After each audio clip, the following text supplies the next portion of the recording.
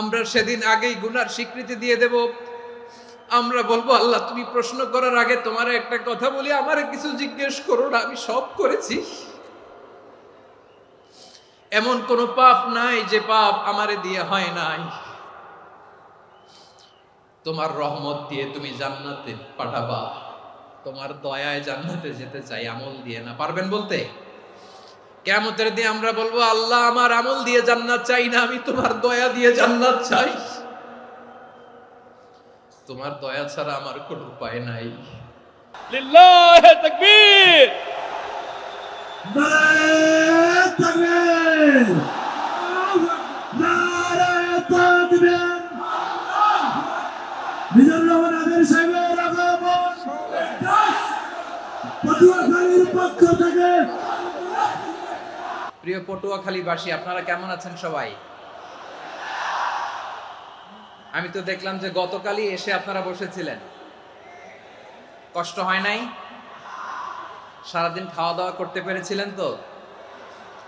নামাজগুলো সময় মতো পড়তে পেরেছেন? মাশাআল্লাহ, মাশাআল্লাহ। আল্লাহ তাআলা কবুল করুক, আমরা পড়ি আমিন। আপনারা শুনেছেন যে প্রতিটি বিভাগে আমরা একটি করে প্রোগ্রাম দিচ্ছি, একবার করে সফর করছি। তারই ধারাবাহিকতায় বরিশাল বিভাগের এই প্রোগ্রাম আমাদের মাসুদ ভাইয়ের কারণে বাধ্য হয়ে আমাকে পটুয়াখালীতে দিতে হয়েছে। মাসুদ ভাই এমন ভাবে ধরেছেন, রিকোয়েস্ট করেছেন, সেটাকে ডিনাই করার, রিজেক্ট করে দেওয়ার সুযোগ আর হয়নি। আলহামদুলিল্লাহ। খুব চমৎকার একটি শহর, অসাধারণ একটি নগরী। আমি উপর থেকে দেখছিলাম, খুব গোছানো, খুবই গোছানো সুন্দর একটি শহর, আলহামদুলিল্লাহ। আর পাশেই আছে আপনাদের বিশাল সমুদ্র সৈকত, যেখান থেকে সূর্যোদয় সূর্যাস্ত একসাথে দেখা যায়, ঠিক কিনা বলেন? বরিশাল বিভাগের প্রতি আগে থেকেই আমার আলাদা একটা টান, দুটো কারণে।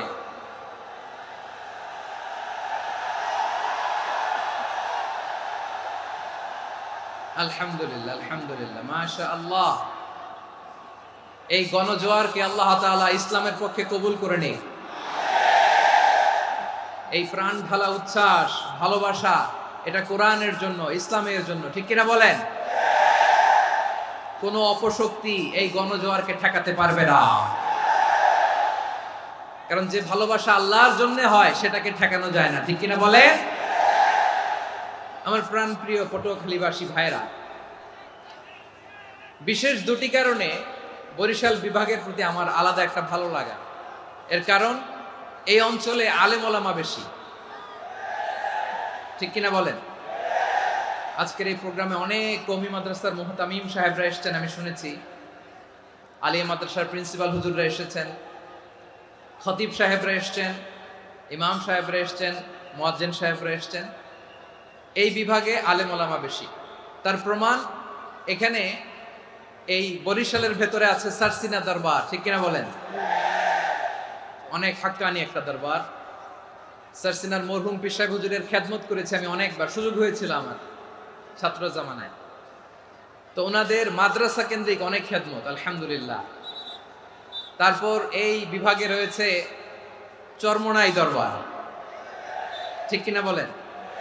ওনাদেরও বিশাল মাদ্রাসা, ধর্মীয় অঙ্গনে, মাদ্রাসা অঙ্গনে, রাজনৈতিক অঙ্গনে ওনাদের অনেক খেদমত। তারপরে এখানে আছে ঝালকাঠি এনএস কামিল মাদ্রাসা। আমরা কায়েস সাহেব হুজুরের কথা শুনেছি, আল ইত্তেহাদ মা আল ইখতিলাফ, মতবিরোধের সাথে ঐক্য, অসাধারণ কথা। তো এই সমস্ত বড় বড় আল্লাহওয়ালাদের আগমন এই ভূখণ্ডে হওয়ার কারণে এখানে ধর্মীয় বিশৃঙ্খলা, মারামারি কম, আছে ঐক্য, ঠিক কিনা বলেন? বরিশাল বিভাগের প্রতি আমার বিশেষ ভালোবাসার এটা একটা কারণ। দুই নম্বর কারণ হচ্ছে, আমি ঢাকাতে যে মাদ্রাসায় পড়াশোনা করেছি, দারুন নাজাত সিদ্দিকিয়া কামিল মাদ্রাসা, আমার মাদ্রাসার শিক্ষক মন্ডলীর অধিকাংশ হচ্ছে এই বরিশালের, আলহামদুলিল্লাহ। আমাদের শ্রদ্ধেয় প্রিন্সিপাল হুজুর আখম আবু বকর সিদ্দিক হাফিজাহুল্লাহ ওয়া রাআহ, উনি এলাকার সহ পুরো দারুন নাজাত মাদ্রাসার অধিকাংশ আসাতাজা ইকরাম এই ভূখণ্ডের, এই অঞ্চলের হওয়ার কারণে ছোটবেলা থেকেই বরিশালের প্রতি আমার একটি ভালোবাসা। তো আমি অন্তরের অন্তঃস্থল থেকে আবারও শুভেচ্ছা জানাতে চাই আমি আমাদের অনেক ভাইদেরকে দেখতে পাচ্ছি আপনারা বসার জায়গা পাননি, দাঁড়িয়ে আছেন এবং খুবই নিশ্চুপ, শান্ত, সুশৃঙ্খল। The people of Barishal, they are very smart, আলহামদুলিল্লাহ, মাশাআল্লাহ। এবং শ্রোতা যাদেরকে দেখতে পাচ্ছি বেশিরভাগের বয়স 15 থেকে 25। জেনজি, যেখানেই যাই জেনজি আমারে ছাড়ে না, মাশাআল্লাহ। এরাই আগামীর বাংলাদেশ, এরাই বাংলাদেশ। এদের হাতে নিরাপদ আমার লাল সবুজের পতাকা, এদের হাতে নিরাপদ আমার 56,000 বর্গ মাইলের প্রতিটি ইঞ্চি মাটি। এজন্য তোমাদেরকে সাবধান থাকতে হবে, সজাগ থাকতে হবে দেশের জন্য, এদেশের সার্বভৌমত্বের জন্য, ঠিক কিনা বলেন? আমার প্রিয় ভাইরা, আপনারা এখন যেমনি নিশ্চুপ, নীরব, very quiet and calm, discipline, I like it, I love it. শেষ পর্যন্ত আপনারা এরকম নিশ্চুপ, নীরব, নিস্তব্ধ, নিঝুম থাকবেন তো আপনারা? মাশাআল্লাহ। আমি খুব লম্বা চূড়া সময় নেব না, অনেক আলোচনা হয়েছে, আমি পাশেই ছিলাম, আমি দুপুরেই চলে এসেছি, আমি শুনছিলাম আলোচনাগুলো, অসাধারণ আলোচনা হয়েছে। আসলে আলোচনা হওয়া দরকার অল্প, ইবাদত আর আমল হওয়া দরকার বেশি, ঠিক কিনা? কিয়ামতের একটা আলামত হচ্ছে খুতবুকুম তাওয়িলা ওয়া সালাওয়াতুকুম কাসীরা। কিয়ামতের আগে আমাদের বক্তব্য হয়ে যাবে লম্বা। Your speech will be longer and your salah will be very shorter. বক্তব্য হবে লম্বা, সালাত হবে খাটো। এই নমুনা বর্তমানে আছে না নাই? ঘন্টার পর ঘন্টা, তাও তৃপ্তি মিটে না। অনেক জায়গায় রাত পর্যন্ত, মিডনাইট পর্যন্ত, মধ্যরাত পর্যন্ত আলোচনা হয়, এটা ঠিক নয়। বক্তব্য হবে একেবারে gist, cream of the creams, একেবারে ক্রিম কথাটা আলোচক উপস্থাপন করবেন। হেদায়েত দেওয়ার মালিক কে? ইন্নাকা লা তাহদি মান আহবাবতা ওয়ালাকিন্নাল্লাহা ইয়াহদি মান ইয়াশা।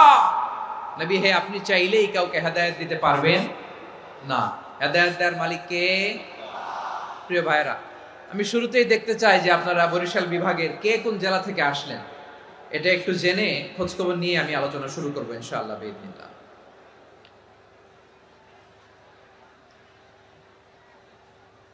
প্রিয় ভাইরা,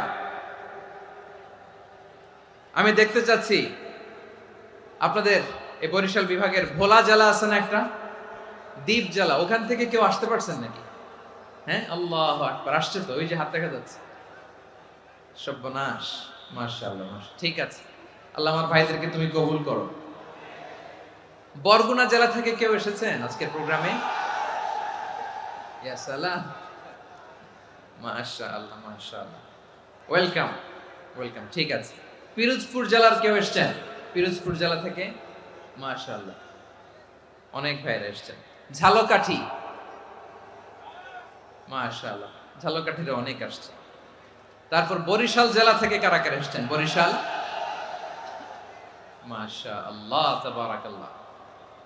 এবার পটুয়াখালী জেলার কারা কারা দেখি? মাশাআল্লাহ, মাশাআল্লাহ, মাশাআল্লাহ। আল্লাহ তুমি কবুল করো, আল্লাহ তুমি কবুল করো। লিল্লাহি তাকবীর, লিল্লাহি তাকবীর, লিল্লাহি তাকবীর। হাত নামান। প্রিয় ভাইরা, আসুন আমরা কাল বিলম্ব না করে আজকের পটুয়াখালী জেলা শহরের, মাশাআল্লাহ, ওই যে লক্ষ্মীপুর থেকে আমাদের ভাই এসে প্লেকার্ড নিয়ে দাঁড়াইছে, ঠিক আছে, প্লেকার্ড দেখেছি, ফি আমানিল্লাহ। আচ্ছা, এই বরিশাল বিভাগের বাইরে থেকে কারা কারা আসছেন দেখি, কেউ আছেন কিনা? মাশাআল্লাহ, অনেক অনেক অনেক, মাশাআল্লাহ, আল্লাহ কবুল করুন, আল্লাহ কবুল করুন, ফি আমানিল্লাহ। চাঁদপুর, ঠিক আছে, ঠিক আছে, হ্যাঁ, ইলিশের বাড়ি, চাঁদপুর, ঠিক আছে, মাশাআল্লাহ। বসুন, বসুন। সম্মানিত ভাইরা, আসুন আমরা মূল আলোচনার দিকে চলে যাই। আজকে আমরা যে টপিকটা নিয়ে আলোচনা করব সেটা হচ্ছে, আমরা যে জীবনে বিপদে পড়ি, আমরা বিপদে পড়লে আমাদেরকে উদ্ধার করে কে? আল্লাহ ছাড়া আমাদের বাঁচানোর কেউ আছে? উদ্ধার করার কেউ আছে? রক্ষা করার কেউ আছে? এজন্য বিপদে পড়লে আমরা চাইবো কার কাছে? আমাদের যাই দরকার হোক আমরা ফরিয়াদ করব কার কাছে? নাকি মাজারে যেয়ে চাবেন? মাজারে যেয়ে যাবেন? অনেকে তো মাজারে যেয়ে কপাল ঘষে, আছে না নাই? মাজারে যেয়ে সন্তান চায়, আছে? এই এলাকায় নাই, এই এলাকার লোকদের আকীদা খালেস আমি জানি। মাজারে যেয়ে কপাল ঘষে আর সন্তান চায়। আচ্ছা, মাজারে গেলে সন্তান পাওয়া যায়? আচ্ছা, মাজারে না গেলে যদি বাচ্চা না হতো, গরু ছাগলের যে বাচ্চা হয় ওরা কোন মাজারে মানত করে বলেন? কথা কি বুঝতেছেন? এই যে প্রতি বছর গরু ছাগল ভেড়া এগুলো যে বাচ্চা দেয়, এরা কোন মাজারে যে মানত করে? এজন্য চাইতে হবে একজনের কাছে, তিনি কে? আমার প্রিয় পটুয়াখালীবাসী, মাজার জিয়ারত করা সুন্নাহ। আমরা মাজার জিয়ারত করব, আল্লাহ ওয়ালাদের কবরে যাব, আমরা সেখানে যে সালাম দিব, দোয়া করব, নিজের জন্য করব, কবরে শুয়ে থাকা মাইয়েতের জন্য করব, পুরো মুসলিম উম্মার জন্য করব। কিন্তু কবরে যিনি শুয়ে আছে ওই বাবার কাছে সন্তান চাওয়া যাবে? চাকরি চাওয়া যাবে? সফলতা চাওয়া যাবে? সফলতা দেয় কে? সবাই বলেন নাই, আওয়াজ করে বলেন, সফলতা দেওয়ার মালিক কে? এক কথাই রব্বুল আলামিন বলেন, ওয়া ইয়ামসাসকাল্লাহু বিদুররিন ফালা কাশিফা লাহু ইল্লা হু ওয়া ইয়ুরিদকা বিখাইরিন ফালা রাদ্দা লিফাদলি ইউসিবু বিহি মান ইয়াশাউ মিন ইবাদিহি ওয়া হুয়াল গফুরুর রহিম। আল্লাহু আকবার। আল্লাহ বললেন, ওয়া ইয়ামসাসকাল্লাহু বিদুররিন ফালা কাশিফা লাহু ইল্লা হু। আল্লাহ যদি তোমাকে কোনো বিপদ স্পর্শ করায়, আল্লাহ যদি তোমারে কোনো বিপদে ফেলে দেয়, ওই বিপদ থেকে উদ্ধার করার তিনি ছাড়া আর কেউ নাই। জোরে বলেন ঠিক কিনা? তিনি যদি কোনো বিপদে ফেলেন, তিনি ছাড়া বিপদ থেকে উদ্ধার করার কেউ নাই। আর তিনি যদি তোমার প্রতি কোনো অনুগ্রহ করতে চান, ওই অনুগ্রহ ঠেকিয়ে দেওয়ার ক্ষমতাও কারো নাই। আল্লাহ যদি আপনার সফলতা দিতে চায়, পৃথিবীর কোনো শক্তি ওই সফলতাকে থামাতে পারে? এজন্য আল্লাহ বললেন, খবরদার, চিন্তা আকীদা খালিস করে নাও। ওয়া ইয়ামসাসকাল্লাহু বিদুররিন ফালা কাশিফা লাহু ইল্লা হু। আল্লাহ বিপদে ফেললে বিপদ থেকে উদ্ধার করার কেউ থাকে না। আর আল্লাহ যদি তোমার প্রতি দয়া দেখাতে চান, অনুগ্রহ করতে চান, ওই অনুগ্রহকে প্রতিরোধ করার মতো ক্ষমতা কারো নাই। তিনি তার বান্দাদের মধ্য থেকে যাকে ইচ্ছা তাকে দেন, যত ইচ্ছা তত দেন। তিনি ক্ষমাশীল, তিনি মেহেরবান। সুবহানাল্লাহ। তিনি ক্ষমাশীল, তিনি মেহেরবান। তাহলে এই আয়াত থেকে আমরা বুঝতে পারলাম, আমরা যদি বিপদে পড়ি আমাদেরকে কেউ বাঁচাতে পারে না। আমার বাবা আমারে বাঁচাতে পারে? হ্যাঁ? আমার মা আমাকে বাঁচাতে পারে? আমার বন্ধু আমারে বাঁচাতে পারে? আমার দলের কর্মী আমাকে বাঁচাতে পারে? আমার পীর সাহেব আমারে বাঁচাতে পারে? আমার পটুয়াখালীর ভাইয়েরা খেয়াল রাখবেন, বাঁচাতে পারে এক মহান সত্তা, উদ্ধার করতে পারে এক মহান সত্তা। চিৎকার করে বলুন, তিনি কে? আবার আল্লাহ বললেন, আম্মাই ইউজিবুল মুত্তাররা ইযা দাআহু ওয়া ইয়াকশিফুস সুআ ওয়া ইয়াজআলুকুম খুলাফাআল আরদ আইলাহুম মা'আল্লাহ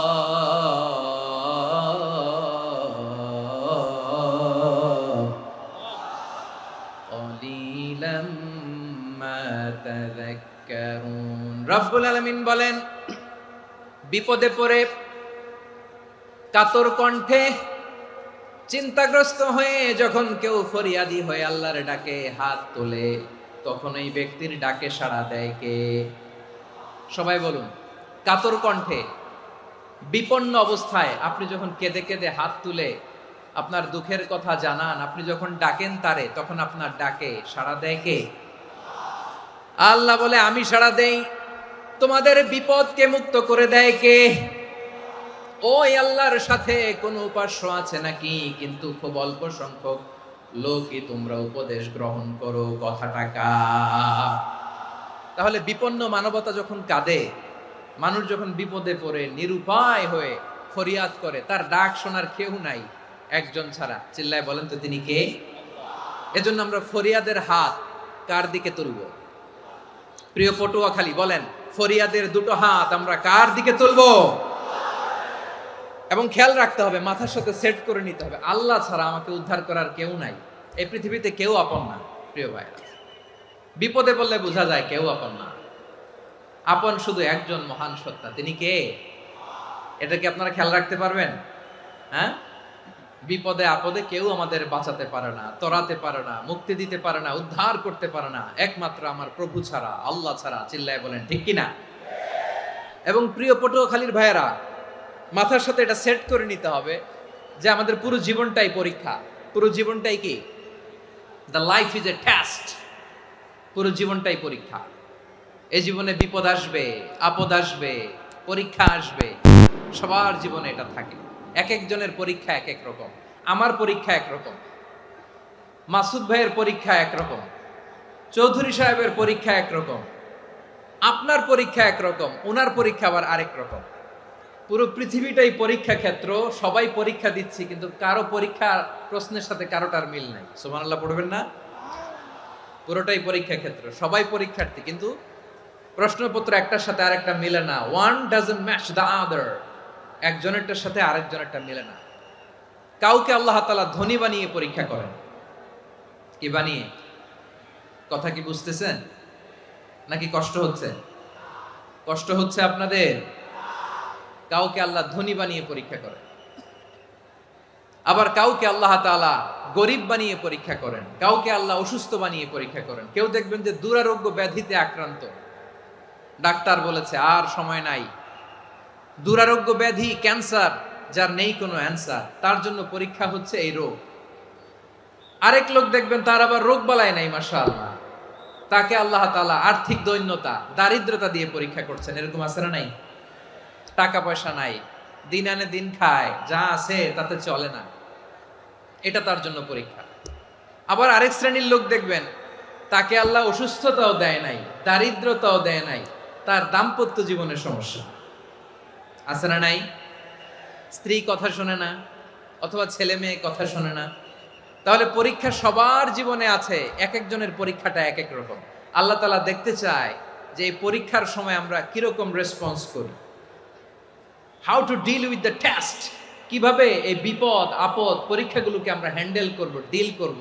এটা হচ্ছে আজকের আলোচনার বিষয়। বুঝতে পেরেছেন সবাই আমার প্রিয় ভাইয়েরা? তাহলে পরীক্ষাময় আমাদের জীবন, বিপদ আপদ পরীক্ষা, এটা মানুষের পিছু ছাড়ে না। সবার জীবনে পরীক্ষা আছে। নবীদের জীবনেও পরীক্ষা ছিল। সাহাবারা জিজ্ঞেস করেছেন, ইয়া রাসূলুল্লাহ, আইয়ুন নাসি আশাদ্দু বালাআন ফিদ দুনিয়া, এই দুনিয়ার বুকে কাদের পরীক্ষা সবচেয়ে বেশি? বিশ্বনবী বলেছেন, আল আম্বিয়া। এই পৃথিবীতে সবচেয়ে বেশি পরীক্ষা আল্লাহ তাআলা নিয়ে থাকেন নবীদের। কাদের? নবীদের। সুম্মাল আমসাল ফাল আমসাল, এরপরে নবীদের পরের স্তরে যারা, তাদের পরীক্ষা।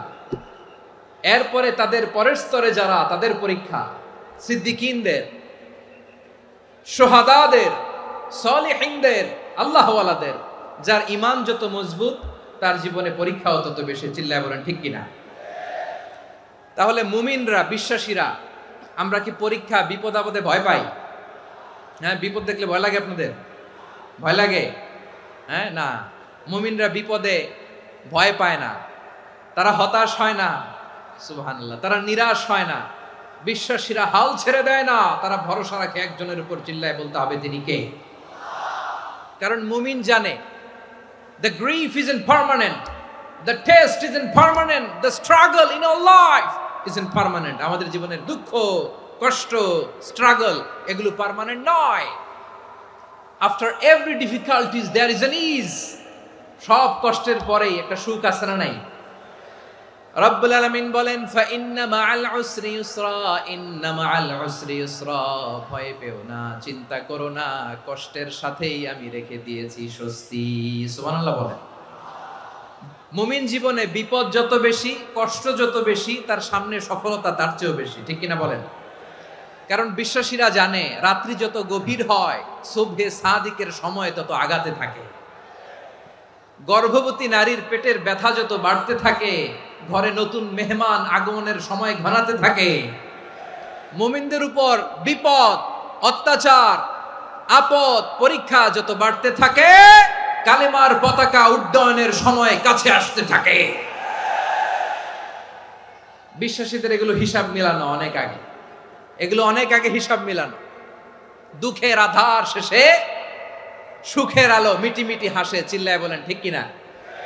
দুঃখের আধার শেষে আলোর প্রভাত হাসে, হতাশার কালো মেঘে যায় গো ভেসে, হতাশার কালো মেঘে যায় গো ভেসে। দুঃখের আধার শেষে আলোর প্রভাত হাসে, হতাশার কালো মেঘে যায় গো ভেসে, হতাশার কালো মেঘে যায় গো ভেসে। কোরআনে দুঃখের আধার শেষে আলোর প্রভাত হাসে, হতাশার কালো মেঘে যায় গো ভেসে, হতাশার কালো মেঘে যায় গো ভেসে। ঠিক কিনা বলেন? দুঃখ যত বেশি, পরীক্ষা যত বেশি, কষ্ট যত বেশি, সুখের সময় তত কাছাকাছি, চিল্লায় বলতে হবে ঠিক কিনা? এজন্য মুমিন জীবনে পরীক্ষা বেশি, মুমিনদের হতাশা নাই। মুমিনরা নিরাশ হয় না, হতাশ হয় কাফিররা। মুমিনরা কখনো হাল ছেড়ে দেয় না, মুমিনরা ভরসা রাখে একজনের উপর, তিনি কে? তাহলে আমার প্রিয় পটুয়াখালীবাসী, বিপদ থাকবে, পরীক্ষা থাকবে, এই বিপদ থেকে আমাদেরকে উদ্ধার করবেন একজন, তিনি কে? আমরা শুধু আল্লাহর উপরই ভরসা রাখবো। রাজি আছেন তো? চাইবো একজন সত্তার কাছে, আওয়াজ করে বলুন তিনি কে? একজন সত্তার কাছে চাইবে। বিশ্বনবী ওনার চাচাতো ভাই আব্দুল্লাহ ইবনে আব্বাস রাদিয়াল্লাহু তাআলা আনহুকে বললেন, ইয়া আব্দুল্লাহ ইবনুল আব্বাস, হে আব্দুল্লাহ ইবনে আব্বাস, ইদা সাআলতা ফাসআলিল্লাহ, যখন চাইবে আল্লাহর কাছে যাও। ও আব্দুল্লাহ, যখন চাইবা আল্লাহর কাছে চাও। ওয়া ইদা ইসতাআনতা ফাসতাইন বিল্লাহ, যখন সাহায্য চাইবা আল্লাহর কাছে ফরিয়াদ করো। জেনে রেখো ও আব্দুল্লাহ, ওয়া'লাম আন্নাল উম্মাতা লাউ ইজতামাআত আলা আন ইয়ানফাউকা বিশাইইন লাম ইয়ানফাউকা ইল্লা বিশাইইন ক্বাদ কাতাবাহু আল্লাহু লাক। ও আব্দুল্লাহ, জেনে রেখো, মনে রেখো, গোটা বিশ্বের সবাই মিলে যদি তোমার উপকার করতে চায় ততটুকুই তারা করতে পারবে যতটুকু আল্লাহ তোমার নসিবে সেটা লিখে রেখেছে। ঠিক কিনা বলেন?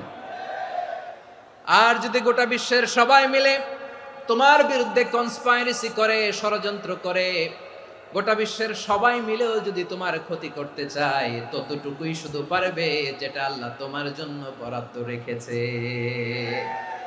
যতটুকু আল্লাহ তাআলা তোমার জন্য বরাদ্দ রেখেছে অতটুকুই ক্ষতি করতে পারবে, আর এক চুল বেশিও করতে পারবে না, কমও করতে পারবে না। চিল্লায় বলেন ঠিক কিনা? এজন্য আমরা চাইবো কার কাছে? সবাই বলেন নাই, আওয়াজ করে বলেন কার কাছে? সব সময় আমরা আল্লাহর কাছে চাইবো, বিপদে আপদে, সুখে দুঃখে, সচ্ছল অবস্থায় অসচ্ছল অবস্থায়, পরাজয়ের সময় বিজয়ের সময়, সব সময় আমরা ভরসা রাখবো কার উপর? সবাই বলুন। একদল লোক আছে যারা বিপদে পড়লে আল্লাহরে ডাকে, আছে না নাই? পটুয়াখালীতে মাশাআল্লাহ নাই। বিপদ আসলে আল্লাহরে ডাকে, বিপদ নাই আল্লাহও নাই।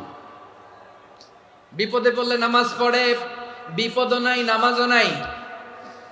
বিপদে পড়লে জিকির করে, বিপদ যখন চলে যায় ওদের জিকিরও বন্ধ হয়ে যায়। এরকম আছে না নাই? কিছু লোক দেখবেন পরীক্ষা আসলে নামাজ পড়ে, আছে আছে? জেনজি আওয়াজ করো, এরকম আছে? এই কমন পড়ে গেছে, কমন পড়ছে। দেখবেন পরীক্ষার সময় নামাজ পড়ে, পরীক্ষাও নাই নামাজও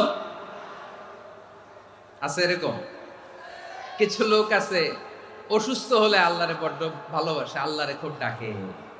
অসুস্থ হইলে অসুস্থতাও নাই, আল্লাহ স্মরণও নাই। দেখবেন কিছু লোক নির্বাচন আসলে খুব আল্লাহওয়ালা হয়ে যায়, তখন দেখবেন মাথার মধ্যে হেজাব লাগায়, পাঞ্জাবি লাগায়, আল্লাহওয়ালা হয়ে যায়। নির্বাচনও নাই, এরপরে আল্লাহর কথাও নাই। আছে না নাই? না, এরকম হওয়া যাবে না। সব সময় আমরা আল্লাহরে ডাকবো, বিপদে আপদে সব সময় ভরসা রাখবো আমরা একজনের উপর। আওয়াজ করে বলেন তিনি কে? এ কথায় আল্লাহ তাআলা আমাদের চোখে আঙ্গুল দিয়ে জানিয়ে দিলেন, ফাইদা রাকিবু ফিল ফুলকি দা'আবুল্লাহ মুখলিসিনা লাহুদ্দিন فلما نجاهم إلى البر إذا هم يشركون আল্লাহ বলে একদল লোক আছে তারা যখন নৌযানে চড়ে জলযানে চড়ে সাগরের মধ্যে যখন জাহাজে চড়ে লঞ্চে চড়ে তারা যখন তুফানের সম্মুখীন হয় তখন তারা আল্লাহরে বড্ড বেশি ডাকে একান্তভাবে ডাকে বিশুদ্ধ চিত্তে ডাকে আবার তুফান থেকে তাদেরকে সেফ জোনে নিয়ে নিরাপদ জোনে নিয়ে যখন বন্দরে আমি আল্লাহ তাদেরকে ভিড়িয়ে দেই ওই লোকগুলো আবার আমি আল্লাহর সাথে শিরিক করে এরকম আছে না নাই জাহাজে উঠছে সাগরের মাঝখানে তুফান ওই সময় দেখবেন আল্লাহ কারে কয় এই কথা তো আপনাদেরকে বোঝানো সহজ আপনারা তো নদীর দেশের মানুষ লঞ্চে চড়েন নাই কারা কারা দেখি লঞ্চে চড়ছেন হ্যাঁ লঞ্চে চড়ে নাই এরকম একজনও নাই এখানে আচ্ছা লঞ্চে উঠছেন কে কে দেখি মাশাআল্লাহ মাশাআল্লাহ মাশাআল্লাহ ঠিক আছে আপনাদের বোঝানো সহজ আচ্ছা লঞ্চে উঠে তুফানের সম্মুখীন হয়েছেন জলোচ্ছ্বাস সবাই মাশাআল্লাহ তো এই ওয়াজ তো আপনাদের মুখস্থ ঠিক কিনা বলেন আমার বলার দরকার নাই বলেন মাঝ নদী তুফান জলোচ্ছ্বাস জলের মধ্যে উচ্ছ্বাস ঢেউ টর্নেডো সাইক্লোন মেঘের ঘনঘটা পরিবেশ ঘুটঘুটে অন্ধকার লঞ্চ একবার এদিকে আরেকবার ওইদিকে ভিতরে কি অবস্থা হয় বলেন তো হ্যাঁ তখন মুসলিম আল্লাহর ডাকে হিন্দু আল্লাহর ডাকে ঠিক কিনা বলেন আস্তিক আল্লাহর ডাকে নাস্তিক আল্লাহর ডাকে ঠিক কিনা লঞ্চের ভেতর স্টিমারের ভেতর কান্নারে রোল পড়ে যায় চিৎকারের রোল পড়ে যায় সবার মুখ দিয়ে শুধু একটা আওয়াজ লা ইলাহা লা ইলাহা লা ইলাহা সুবহানাল্লাহ আলহামদুলিল্লাহ লা ইলাহা আল্লাহ নামের জিকির করবে যারা আল্লাহর কাছে প্রিয় তারা আল্লাহর কাছে প্রিয় যারা জান্নাতে প্রবেশ করবে তারা জোরে লা ইলাহা লা ইলাহা ইল্লাল্লাহ লা ইলাহা ইল্লাল্লাহ মুহাম্মাদুর রাসূলুল্লাহ সাল্লাল্লাহু আলাইহি ওয়াসাল্লাম আমার প্রিয় পটুয়াখালীবাসী তাহলে লঞ্চের ভেতরে যখন আমরা তুফানের মধ্যে পড়ি তখন সবাই মিলে আমরা একটা নামের জিকির করি নামটা কার মুসলমানেরাও ডাকে হিন্দুরাও ডাকে আস্তিকও ডাকে নাস্তিকও ডাকে সবাই ডাকে একজনকে তিনি কে আবার দেখবেন ওই আল্লাহ তুফানের পরে ঝড়ের পরে ওই লঞ্চটাকে যখন সদর ঘাটে ফিরিয়ে দেয় আবার আমরা নাফরমানি শুরু করে দেই সে কোথায় আল্লাহ বললেন ফাইদা রাকিবু ফিল ফুলকি দা'আউল্লাহ মুখলিসিনা লাহুদ্দিন ফালাম্মা নাজ্জাহুম ইলাল বাররি ইযা হুম ইউশরিকুন সাগরে যখন তুফানে পড়ে আমি আল্লাহর ডাকে আবার আমি আল্লাহ যখন বাঁচিয়ে দেই আবার আমি আল্লাহর সাথে শিরিক শুরু করে আমরা কি এরকম হতে চাই নাকি এরকম করবেন হ্যাঁ না আমরা তুফানে পড়লেও আল্লাহরে ডাকি আবার বাঁচায় দেওয়ার পরেও ডাকি কারে আল্লাহকেই ডাকি বিমানের মধ্যে মাঝে মাঝে দেখবেন যে এয়ার টার্বুলেন্স হয় জানেন এয়ার টার্বুলেন্স জানেন তো মাঝে মাঝে বিমানটা বাউন্সিং করে বাম্পি ভেরি বাম্পি ওয়েদার শুনেন নাই 40,000 ফিট উপরে যখন থাকে তখন পাইলট মাঝে মাঝে বলে dear passengers ladies and gentleman right now we are flying 40,000 feet above the ground and we are passing very heavy air turbulence right now. Please fasten your seat belt. দেখবেন মাঝে মাঝে বলে যে ভদ্র মহিলা ভদ্র মহোদয়গণ আমরা 40,000 ফিট উপর দিয়ে যাচ্ছি আর এয়ার টার্বুলেন্স ফেস করছি মেহেরবানি করে আল্লাহর রাস্তে সিট বেল্ট বাঁধুন তখন বিমানটা এরকম বাউন্সিং করে শেকিং করে আপনারা মুখোমুখি হয়েছেন ইদানিং এই এয়ার টার্বুলেন্স বেড়ে গিয়েছে গত বছর আমার ইন্টারন্যাশনাল অনেকগুলো ফ্লাইট ছিল, তো আমি দেখলাম যে আগের ফ্লাইটগুলোর তুলনায় এখন এয়ার টার্বুলেন্স খুব বেশি। আমি একটু রিসার্চ করে দেখলাম ক্লাইমেট চেঞ্জের কারণে, জলবায়ু পরিবর্তনের কারণে আকাশের বাতাসের মুভমেন্টে পরিবর্তন হয়েছে, ফলে এখন বিমান শেকিং করে বেশি, বাউন্সিং, বাম্পি ওয়েদার। তো বলেন তো 40,000 ফিট উপরে যখন আপনি, কয় হাজার ফিট, সবাই বলুন কয় হাজার ফিট, 40,000 ফিট উপরে যখন আপনি, তখন যখন বিমানটা এরকম বাউন্সিং করে, সবাই যখন ভমিটিং করে বিমান নষ্ট করে দেয়, বমি করে, তখন বাঁচানোর কে আছে আল্লাহ ছাড়া? কেউ আছে? ওই মুহূর্তেও সবাই মিলে একজনের ডাকে আওয়াজ করে বলেন তিনি কে?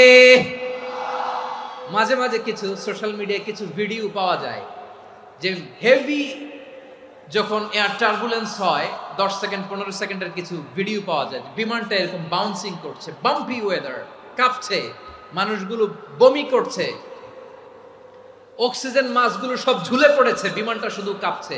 তখন দেখবেন বিমানের ভেতরেও এরকম লঞ্চের মতো চিৎকার আছে না নাই?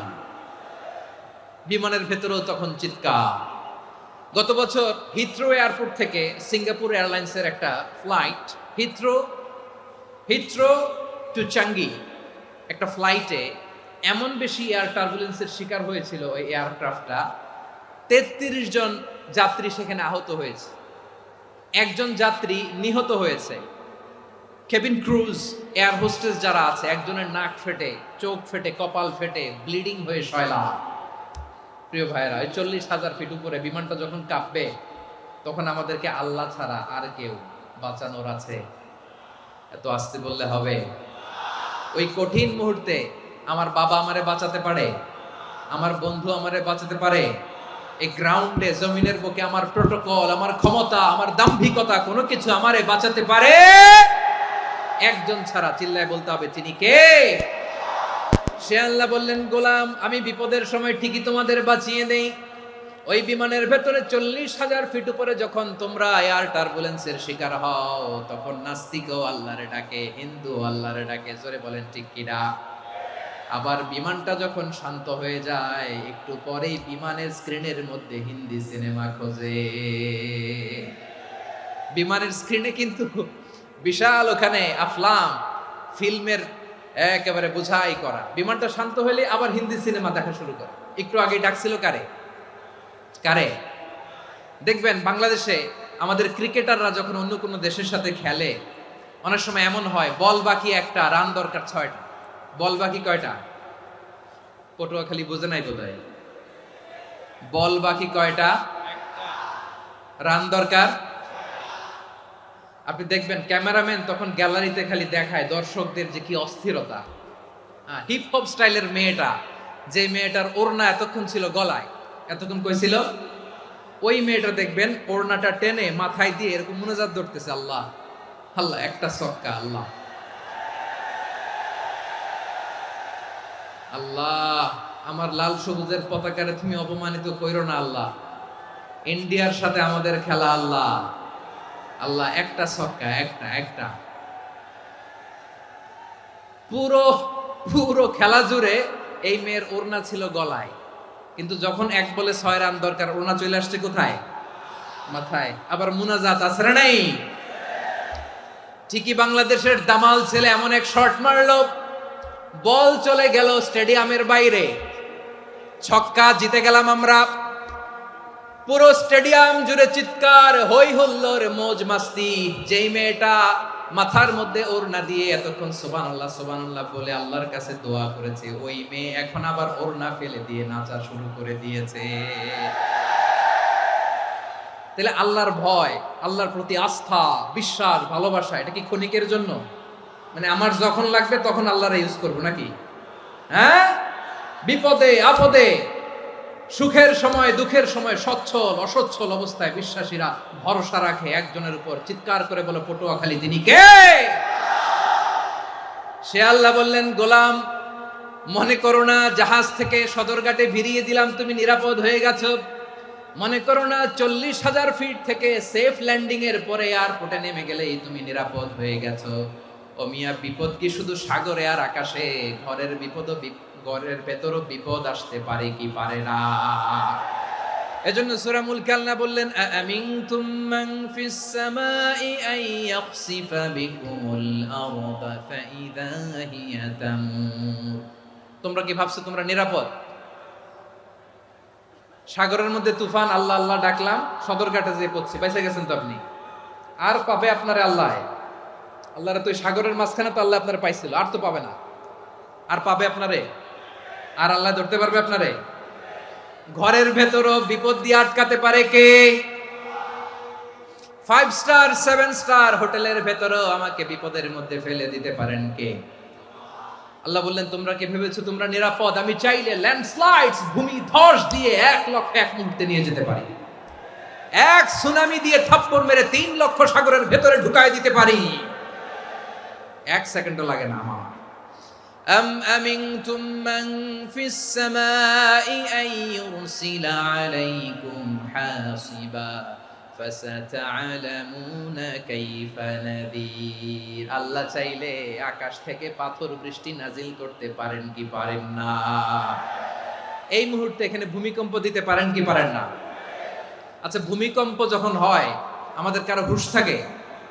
আপনি মনে করছেন আমরা সাধারণ মানুষ, আমরা দৌড় দেই, আর প্রেসিডেন্ট প্রধানমন্ত্রী ওনারা বুঝি খাটে শুয়ে থাকে? কথা বুঝে নাই বোধহয়। ভূমিকম্প, আর্থকোয়েক যদি হয়, বাঁচার জন্য আমরা কি করি? হয় খাটের তলায়, ডাইনিং টেবিলের নিচে, উপরে শক্ত কিছু আছে এটার নিচে, অথবা ঘর থইয়া দেও দৌড়। তো প্রধানমন্ত্রী উনি কি করে? প্রেসিডেন্ট উনি কি করে? হ্যাঁ, উনি খাটের মধ্যে যে শুয়ে থাকে নাকি? উনিও দৌড়, সাধারণ মানুষও দৌড়, প্রধানমন্ত্রীও দৌড়, বাড়িওয়ালাও দৌড়, ভাড়াটিয়াও দৌড়, সবাই দৌড়। নাকি ভাড়াটিয়ারা বাড়ি থুইয়া দৌড়, বাড়িওয়ালারা আর বেরোয় না? এরকম না। তাহলে যে কোনো মুহূর্তে ভূমিকম্প দিয়ে নাস্তানাবুদ করতে পারে কে? আমার প্রিয় ভাইয়েরা, আমরা নিরাপদ নই, আমরা তার দয়ায় বেঁচে আছি। কার দয়ায়? এজন্য আল্লাহ বললেন গোলাম, যে কোনো মুহূর্তে বিপদ দিয়ে তোমাদেরকে নাস্তানাবুদ করতে পারি। বিশ্বাসী বলে যদি নিজেকে দাবি করো, সব সময় ডাকতে হবে একজন সত্তাকে। বলেন তিনি কে? এই কথা ক্লিয়ার? এই সবগুলো উদাহরণ শেষে সবার কাছে ক্লিয়ার হয়েছে না যে বিপদ থেকে, আপদ থেকে, পরীক্ষা থেকে, ক্যালামিটি থেকে আমাদেরকে কেউ বাঁচাতে পারে না একজন সত্তা ছাড়া। আবারও বলেন তো তিনি কে? ক্লিয়ার? হ্যাঁ, সবাই বুঝতে পারছেন? আচ্ছা, এবার আমরা দেখি বিষ্ণু ইসা ইসলামের জীবনে বিপদ আপদ ছিল কিনা।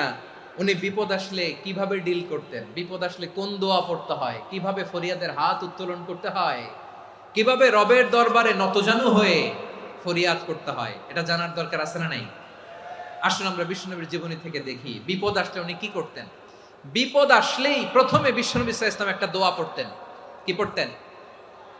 তিনি পড়তেন ইন্না লিল্লাহি ওয়া ইন্না ইলাইহি রাজিউন। নিশ্চয় আমরা আল্লাহর জন্য, নিশ্চয় আমরা কার দিকে ফিরবো ভাই? আবার কার দিকে ফিরবো? আওয়াজ করে বলুন তো, আমরা এসেছি কার কাছ থেকে, আবারও ফিরে যাব কার কাছে? এজন্য বিষ্ণুই পড়ছেন ইন্না লিল্লাহি ওয়া ইন্না ইলাইহি রাজিউন। নিশ্চয় আল্লাহর জন্য, ওই আল্লাহর দিকেই আমরা ফিরে যাব। তারপরে বিশ্বনবী পড়তেন আল্লাহুম্মা আজুরনি ফি মুসিবাতি ওয়াখলুফ লি খায়রাম মিনহা। একসাথে প্রথমে পড়তেন ইন্না লিল্লাহি ওয়া ইন্না ইলাইহি রাজিউন, তারপর পরই পড়তেন আল্লাহুম্মা আজুরনি ফি মুসিবাতি ওয়াখলুফ লি খায়রাম মিনহা। মানে আল্লাহ, এই যে আমি বিপদে ধৈর্য ধারণ করলাম, এটার সব তুমি আমারে দাও, আর যেটা হারালাম এর চেয়ে ভালো কিছু দিয়ে মেকআপ করে দিও, ভালো কিছু দিয়ে বদল করে দিও। সুবহানাল্লাহ পড়েন। তাহলে বিপদ আসলে আমরা কি পড়ব? কথা বলেন। এই যে আমি শুয়েছিলাম, নাশিদ গাচ্ছিল ওরা, এদেশে পরস্পরে দেখা হলে দেয় সালাম, এদেশে আমজনতার হৃদয় জুড়ে পাকালাম, এদেশে বিপদ এলে সর্বজনে সর্বক্ষণে দোয়া পড়ে ইন্না লিল্লাহ। কি পড়ে? সুবহানাল্লাহ সুবহানাল্লাহ সুবহানাল্লাহ সুবহানাল্লাহ। এদেশে আজান শুনে সূর্য ওঠে শহর গ্রামে, এদেশে আজান শুনে সূর্য ডুবে সন্ধ্যা নামে, এদেশে সকল কাজে সবাই বলে বিসমিল্লাহ, এদেশে ভালো কিছু দেখে শুনে হাসি মুখে সবাই বলে মাশাআল্লাহ। সুবহানাল্লাহ পড়েন। তাহলে বিপদ এলে আমরা কি পড়ি? কথা বুঝলে সবাই উত্তর দিতে হবে। বিপদ এলে কি পড়ি? তাহলে বিপদ এলেই আমরা এখন থেকে ইন্না লিল্লাহ পড়বো, নাকি হাই হুতাশ করবেন? একদল আছে হাই হুতাশ করে, হায় আল্লাহ রে মোর কি হইল রে, মুই কি হরমু রে, মুই কমবে জামু রে, আছে না নাই? এরকম বিলাপ করতে নিষেধ করেছেন বিশ্বনবী। কি করব, কই যাব, কি হবে, হায় হায়, এরকম হাহুতাশ আছে না নাই? বিশ্বাসীরা হাহুতাশ করে না, তারা ইন্না লিল্লাহ পড়ে। কি পড়ে মনে থাকবে? আমরা পড়বো ইন্না লিল্লাহি ওয়া ইন্না ইলাইহি রাজিউন। নিশ্চয়ই আমরা আল্লাহর জন্য, আমরা আল্লাহর দিকেই ফিরে যাব। এরপর পড়বো আল্লাহুম্মা আজুরনি ফি মুসিবাতি ওয়াখলুফ লি খায়রাম মিনহা। আল্লাহ, আমি যে বিপদে ধৈর্য ধারণ করলাম এটার সওয়াব দিও, আর যা হারালাম তার চেয়ে ভালো কিছু দিয়ে বদল করে দিও। সুবহানাল্লাহ পড়েন। বিশ্বনবীর এই হাদিস শুনলেন উম্মে সালামা রাদিয়াল্লাহু তাআলা আনহা। ওনার স্বামী হলো আবু সালামা। মজার ঘটনা খেয়াল করে শুনেন আমার প্রিয় কলিজার টুকরা ভাইয়েরা। কানগুলো খরগোশের কানের মতো খাড়া করে আমার দিকে তাকান। সাইয়্যিদাতুনা উম্মে সালামা রাদিয়াল্লাহু তাআলা আনহা, ওনার স্বামীর নাম আবু সালামা। শ্রেষ্ঠ দম্পতি, শ্রেষ্ঠ ফ্যামিলি। প্রথমে হিজরত করেছিলেন হাবাসায়, পরে হিজরত করেছেন মদিনায়। উহুদ যুদ্ধের পরে ওনার স্বামী আবু সালামা ইন্তেকাল করলো, শহীদ হলো। সুবহানাল্লাহ পড়েন। যখন আবু সালামা ইন্তেকাল করলো, উম্মে সালামা রাদিয়াল্লাহু তাআলা আনহা কেঁদে কেঁদে হয়রান। আর নবীর শিখানো বাণী অনুযায়ী তিনি বারবার পড়ছিলেন ইন্না লিল্লাহ। কি পড়ছিলেন? মুই কই জামু, কি হরমু, এগুলো বলে নাই। কি বলছে? ইন্না লিল্লাহ। যেহেতু বিশ্বনবী বলেছেন কেউ যদি বিপদের প্রথম ধাক্কায় পড়ে ইন্না লিল্লাহি ওয়া ইন্না ইলাইহি রাজিউন, আল্লাহুম্মা আজুরনি ফি মুসিবাতি ওয়াখলুফ লি খায়রাম মিনহা, তাহলে এই বিপদে যে সে যা হারালো তার চেয়ে শ্রেষ্ঠ কিছু দিয়ে আল্লাহ তার বদল দিয়ে দিবে।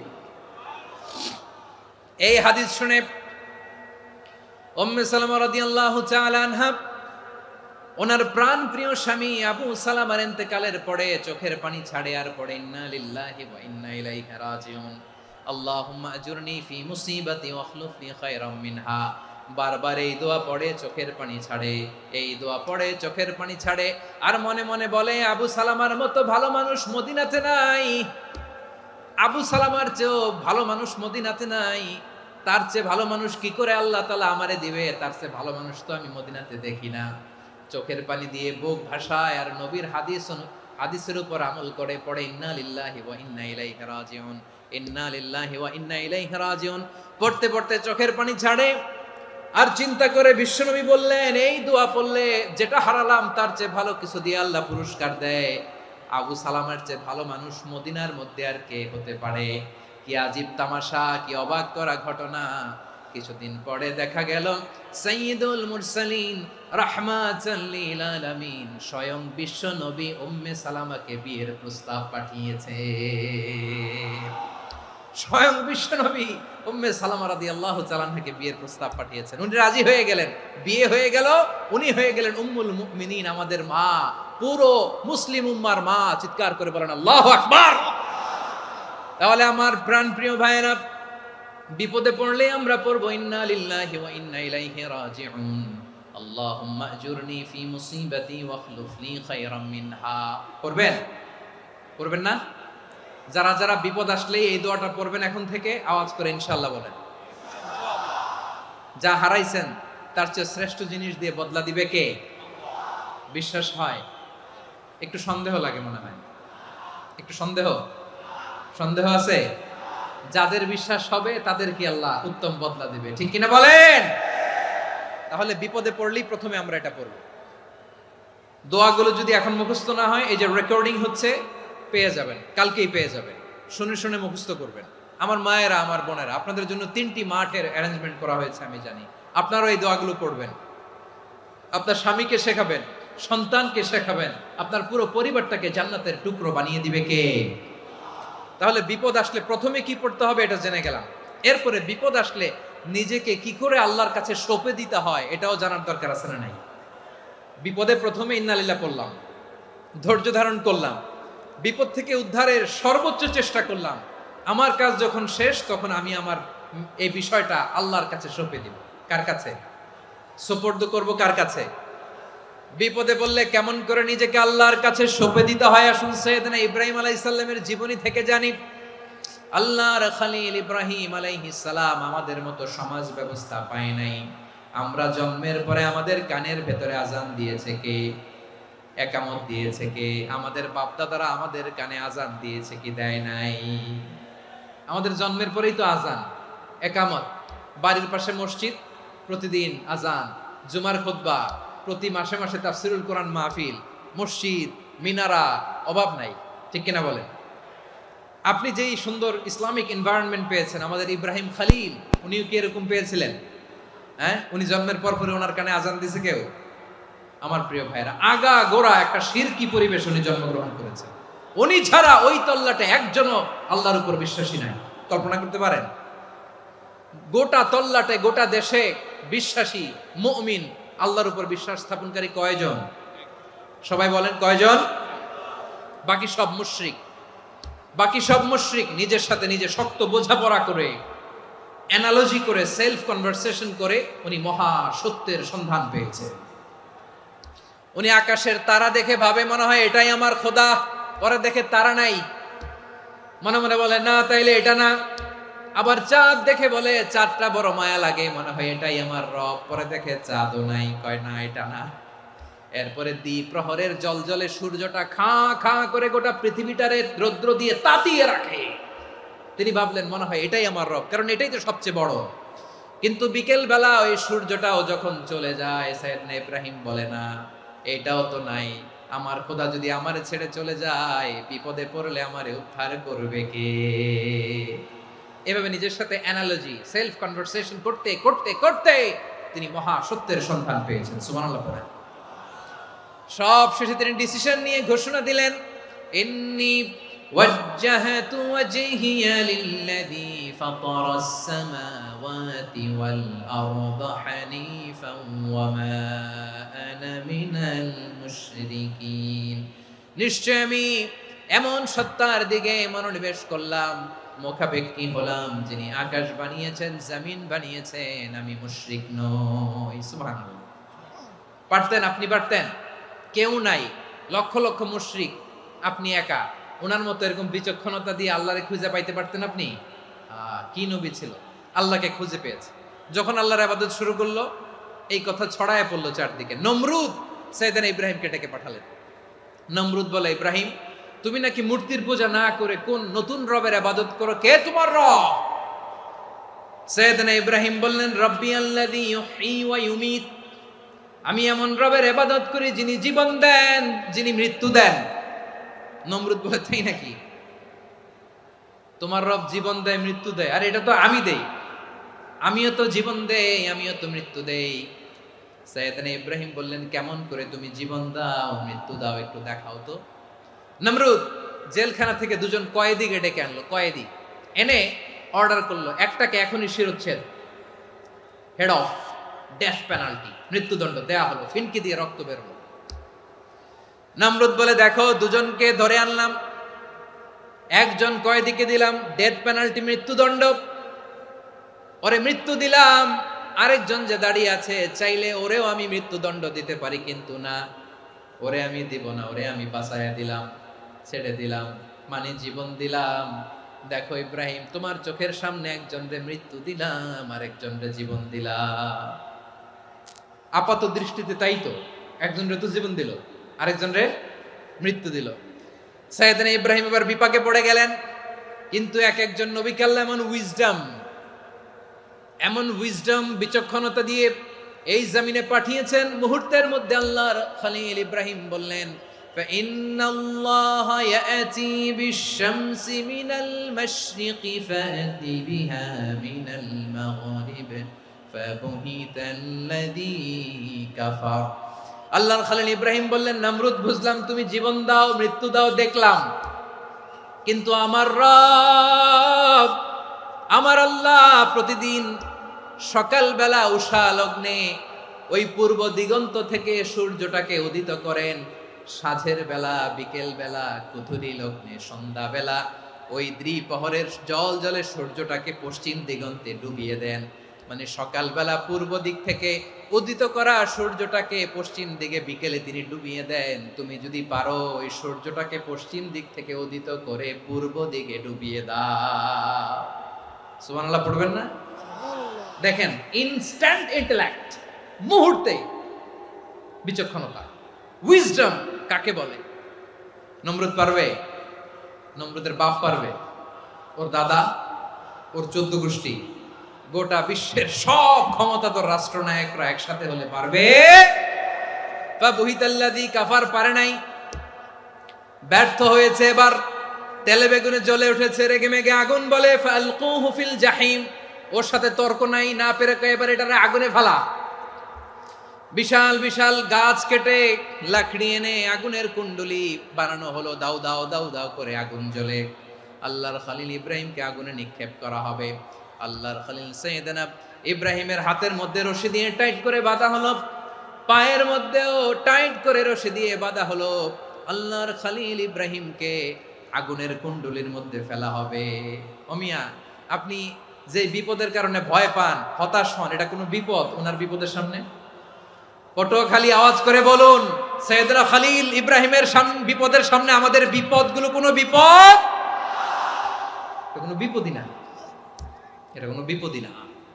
হাত পা বেঁধে টাইট করে নিক্ষেপ করা হবে, সিম্পলি ফেলা যাবে না, কারণ দাও দাও করে দ্য ব্লেজিং ফায়ার, এমন আগুনের কুণ্ডলি, কাছে যাওয়া যায় না, আগুনের উত্তাপে নিক্ষেপ করা হবে। হাতে রশি বেঁধে পায়ে রশি বেঁধে আল্লাহর খলিল ইব্রাহিম আলাইহিস সালামকে আগুনের মধ্যে নিক্ষেপ করা হবে। আহা, এটার বলে অগ্নি পরীক্ষা। উনি অগ্নি পরীক্ষার সম্মুখীন হয়েছিলেন। এজন্য কঠিন পরীক্ষাকে আমরা অগ্নি পরীক্ষার সাথে তুলনা করি, ঠিক কি না? সাইয়েদনা জিবরাইল এসে বললেন, ও আল্লাহর খলিল, ওরা তো আপনার হাতও বেঁধে ফেললো, পাও বেঁধে ফেললো, নড়াচড়ার সুযোগ নাই, বলেন আমি জিবরিল ফেরেশতা আপনার জন্য কি করতে পারি? আল্লাহর খলিল ইব্রাহিম বলেন, ও জিবরাইল, তোমার কাছে আমার কোনো চাওয়া পাওয়া নাই। সুবহানাল্লাহ বলেন।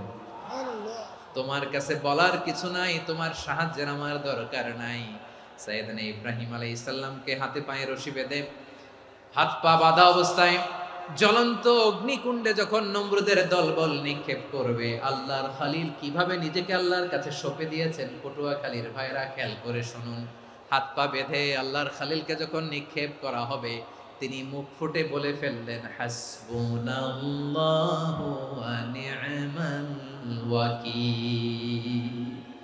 হাসবুনাল্লাহু ওয়া নি'মাল ওয়াকিল, আমার জন্য আল্লাহই যথেষ্ট,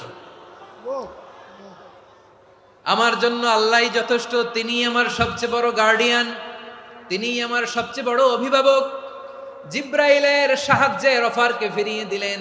দুনিয়ার বুকে কারো কাছে কিছু বলেন নাই, মুখ ফুটে বলেছেন হাসবুনাল্লাহ। ও আমার পটুয়াখালীর প্রাণের ভাইয়েরা, খেয়াল রাখবেন, কোন বান্দা তার হাতে থাকা সব চেষ্টাটুকুন করার পরে মুখ ফসকে মুখ দিয়ে যখন বলে ফেলে হাসবুনাল্লাহ, বান্দা যখন হাসবুনাল্লাহ বলে ফেলে, ওই ব্যাপারটা ডিল করার দায়িত্ব স্বয়ং আল্লাহ আরশের উপর থেকে নিয়ে নেয়। আপনি যখন বলে ফেলবেন হাসবুনাল্লাহ, এটা ডিলিং করবে কে তখন? চিল্লায় বলেন না, তিনি কে?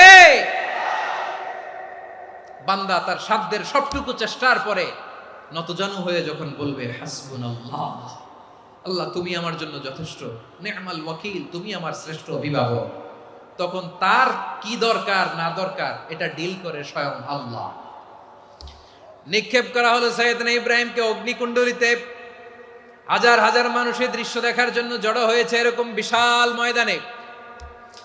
কিন্তু কি অবাক করা ঘটনা, সবাই ভয় পাচ্ছিল, না জানে কি হয়ে যায়। আল্লাহর খলিলকে যখন আগুনের কুণ্ডলিতে নিক্ষেপ করা হয়, আল্লাহর খলিল ইব্রাহিম আগুনের কুণ্ডলীর মধ্যে বসে বসে মানুষগুলোর দিকে তাকিয়ে হাসতে শুরু করে দেয়।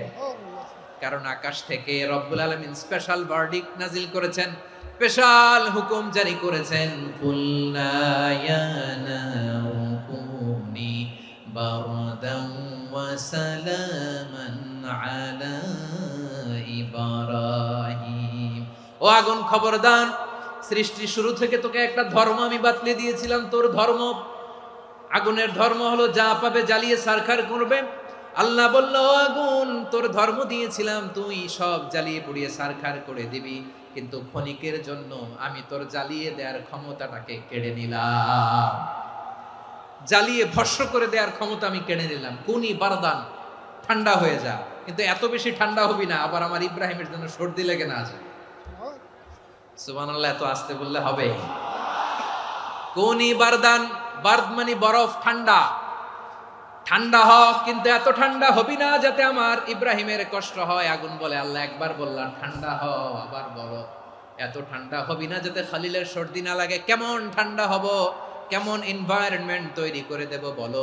আল্লাহ বললেন, সালামান আলা ইব্রাহিম, আমার খলিল, আমার কলিজা, আমার ইব্রাহিমের জন্য তুই জান্নাতের গুল বাগিচা হয়ে যা। ও ভাই, নবী মুসার মতো ঈমান হলে রাস্তা হবে সাগর জলে, নবী ইউসুফের মতো ঈমান হলে একে একে দরজা খোলে। নবী ইব্রাহিমের মতো ঈমান যদি আজও থাকে বিদ্যমান, অগ্নিকুণ্ডে দেখতে পাবে খুবসুরত এক ফুল বাগান। কুলনা ইয়া নারু কুনি বারদান ওয়া সালামান আলা ইব্রাহিম। বান্দা যখন মুখ দিয়ে বলে হাসবুনাল্লাহ, আমার আল্লাহ আমার জন্য যথেষ্ট, এই বলে যখন নিজেকে সঁপে দেয়, তার কি লাগবে ওই দায়িত্ব স্বয়ং নিয়ে নেয় কে? সবাই বলেন, স্বয়ং নিয়ে নেয় কে? তাহলে আমার প্রিয় ভাইরা, বিপদের শুরুতেই আমরা বলবো ইন্না লিল্লাহ। শুরুতে কি বলবো? এরপরে যেই বাক্যটা পড়ে নিজের পরিস্থিতিকে আল্লাহর দরবারে সঁপে দিব, সেটা হচ্ছে হাসবুনাল্লাহ। সেটা কি? বিষ্ণু বলেন, লা ইয়াজালু লিসানুকা রাতাবান মিন যিকরিল্লাহ। সব সময় আল্লাহর স্মরণ দিয়ে, জিকির দিয়ে জিহ্বাটারে সিক্ত রাখো। আর শয়তানু জাসিমুন আলা কলবি ইবনে আদম, শয়তান বনি আদমের কলবে খামচি মেরে বসে থাকে। ফাইদা যাকারাল্লাহ খানাসা, মানুষ যখন আল্লাহ স্মরণ করে জিকির করে, শয়তান দৌড়ে পালায়। ওয়াইদা গাফালা ওয়াসওয়াসা, যখনই বনি আদম গাফেল হয় তখনই শয়তান তার হৃদয়ে ওয়াসওয়াসা দেয়। এজন্য বিপদে পড়লে ইন্না লিল্লাহ, নিজের সব টুকুন করার পরে, নিজের রোল প্লে করার পরে নিজেকে আমরা কি বলে সঁপে দিব? সবাই বলেন, সবাই বলতে হবে। আরো জোরে বলেন, মনে থাকবে? বিপদে পড়লে প্রথমে ইন্না লিল্লাহ, এরপরে নিজেকে যখন সঁপে দিব তখন হাসবুনাল্লাহ। এরপরে কঠিন বিপদ যখন বিশ্বনবী পড়তেন তখন কি করতেন? এমন বিপদ মাঝে মাঝে হয় না, দেয়ালে পিঠ থেকে যায়, চোখে মুখে অন্ধকার, কি করব দিশা খুঁজে পাই না, এরকম হয় কখনো? হ্যাঁ, আপনাদের হয়? হয় না? কিন্তু জান্নাতে আছেন আপনারা। হয় হয় এরকম হয়েছে না যে দেয়ালে পিঠ থেকে গেছে, চোখে মুখে অন্ধকার, কই যাব, কি করব, বাঁচানোর কেউ না, এরকম হয়েছে কখনো আপনাদের? যদি হয় তাইলে এটার সলিউশন বলবো, না হইলে তো এগুলো বলে লাভ নাই। হয় হয় হয় বিশ্বনবী এরকম কঠিন বিপদে পড়েছেন জীবনের কিছু কিছু মুহূর্তে। ওই মুহূর্তে বিশ্বনবী স্পেশাল দুইটা দোয়া পড়তেন। এই দোয়াগুলো আপনাদেরকে জানিয়ে দেয়। বিশ্বনবী বলেন, কঠিনতম বিপদে যখন পড়বা, দেয়ালে পিঠ থেকে যায়, চোখে মুখে অন্ধকার, বাঁচার কোনো উপায় নাই, তখন পড়বা লা ইলাহা ইল্লা আনতা সুবহানাকা ইন্নী কুনতু মিনাজ জালিমিন। আল্লাহ, তুমি ছাড়া কোনো ইলাহ নাই, তুমি পবিত্র, নিশ্চয় আমি জালিমদের অন্তর্ভুক্ত। সুবহানাল্লাহ বলেন। এই দোয়া সাইয়েদনা ইউনূস আলাইহিস সালাম পড়েছিলেন যখন মাছের পেটে ছিলেন। কিসের পেটে? এবং অনেক মুফাসসিরিন একরাম বলেছেন, অনেক আহলুল ইলমরা বলেছেন, এটা হচ্ছে ইসমে আজম। ইসমে আজম এমন দোয়া যেটা দিয়ে দোয়া করলে আল্লাহ দোয়া কবুল করে। কিন্তু এটা কোনটা, এটা নিয়ে ইখতিলাফ আছে। কোন আহলুল ইলম বলেন এই লা ইলাহা ইল্লা আনতা সুবহানাকা ইন্নী কুনতু মিনাজ জালিমিন, এটা হচ্ছে ইসমে আজম। সাইয়েদনা ইউনূস আলাইহিস সালাম পড়েছেন, আপনারা পড়েননি? তুফান হইলে পড়েন না? আমাদের এলাকায় তো এটা খুব, এটার উপর ব্যাপক আমল আছে। পটুয়াখালীতে কি অবস্থা বলেন? পড়েন পড়েন পড়েন পড়েন। একটা গল্প শুনেছিলাম, পাক হানাদার বাহিনী যখন বাংলাদেশে অ্যাটাক করতো, ৭১ সালের ঘটনা বলতেছে, আমরা তো দেখি নাই, শুনছি আর কি। ৭১ যদি দেখতাম এতদিনে রাজাকার হয়ে যেতাম। আল্লাহ আমাদেরকে বাঁচাই দিছে, আল্লাহর মেহেরবানি, ঠিক কিনা বলেন? মন মতো হইলে মুক্তিযোদ্ধা, মন মতো না হইলে রাজাকার। কত কিছু দেখলাম এই শাহবাগের বুকে। আল্লাহ, 71 সালে দেখি নাই, আমরা শুনেছি পাক হানাদার বাহিনী জিজ্ঞেস করত মুসলিম না অমুসলিম চেক করার জন্য, বলতো কালেমা বল, কালেমা বাতাও। তো যারা কালেমা বলতে পারতো পাকিস্তানি বাহিনী নাকি ওদেরকে ছেড়ে দিত, শুনেছি। তো একজনকে, এক বাঙালিরে পেয়ে তার মাথার মধ্যে বন্দুকর নল ধরে বলতেছে কালেমা বল সালে, কালেমা বাতা, কালেমা বল। তো ভয়ের চোটে এই দোয়া পড়া শুরু করছে। ও পড়তেছে লা ইলাহা ইল্লা আনতা সুবহানাকা ইন্নী কুনতু মিনাজ জালিমিন। পাকিস্তানি বলে সালে ইয়ে তো মুসিবত কা কালেমা হ্যায়। বাঙালি কয় হাম তো ভি মুসিবত মে হ্যায়। পাকিস্তানি বলে বেটা কোন দোয়া বললি, এটা তো মুসিবতের কালেমা। কয় আমিও তো মুসিবতে আছি, আমার মাথার মধ্যে বন্দুক ধরে তুমি আমারে কালেমা জিজ্ঞেস করো, এখন কোনটা কালিমা আর কোনটা কি দোয়া, আমার হুশ আছে নাকি? প্রিয় ভাইরা, আসলে এটা দোয়াউল মুসিবা, বিপদে পড়লে এ দোয়া পড়তে হয়। লা ইলাহা ইল্লা আনতা সুবহানাকা ইন্নী কুনতু মিনাজ জালিমিন। এটা পড়বেন আপনারা। এই দোয়া পড়ে সাইয়েদনা ইউনূস আলাইহিস সালাম মাছের পেট থেকে রক্ষা পেয়েছিলেন। রক্ষা করেছিল কে? তুমি ইউনূস নবীরে যখন খাইলো মাছেতে গিলিয়া, ফেরেশতা পাঠাইয়া দিলে ইসমে আজম দিয়া। প্রাণে ছিল যাহার ভয় সেথা পাইল আশ্রয়, প্রাণে ছিল যাহার ভয় সেথা পাইল আশ্রয়। মাছের পেট হতে সে যে পেল পরিত্রাণ। আল্লাহু আল্লাহু তুমি জাল্লে জালালুহু, শেষ করা তো যায় না গে তোমার গুণগান। আল্লাহু আল্লাহু সুবহানাল্লাহ পড়ে। লা ইলাহা ইল্লা আনতা সুবহানাকা ইন্নী কুনতু মিনাজ জালিমিন। বিশ্বনবী বললেন, দেয়ালে পিঠ থেকে গেলে, চোখে মুখে অন্ধকার, বাঁচার কোনো উপায় নাই, তখন এই দোয়াটা পড়তে হবে। এই দোয়া পড়ে আল্লাহর কাছে ফরিয়াদ করলে বিপদ মুক্ত করবেন কে? কেন এই দোয়াটা আল্লাহর কাছে বড্ড প্রিয় জানেন আমার ভাইয়েরা? কারণ এই দোয়ার মধ্যে 3টা জিনিস আছে। আমি যেরকম আঙ্গুল উঁচু করেছি এরকম করেন তো। 3টা। কয়টা? 3টা। 1 নম্বরে হচ্ছে তাওহীদ, 2 নম্বরে তাসবিহ, 3 নম্বরে তাকরীর। আই রিপিট, আবারও বলছি, 1 নম্বরে তাওহীদ, 2 নম্বরে তাসবিহ, 3 নম্বরে তাকরীর। এই দোয়াটা আল্লাহর কাছে এত পছন্দনীয় কারণ এ দোয়ার প্রথম অংশে আছে তাওহীদ, আল্লাহর একত্ববাদের ঘোষণা। লা ইলাহা ইল্লা আনতা, ও আল্লাহ আপনি ছাড়া কোনো ইলাহ নাই, উপাস্য নাই।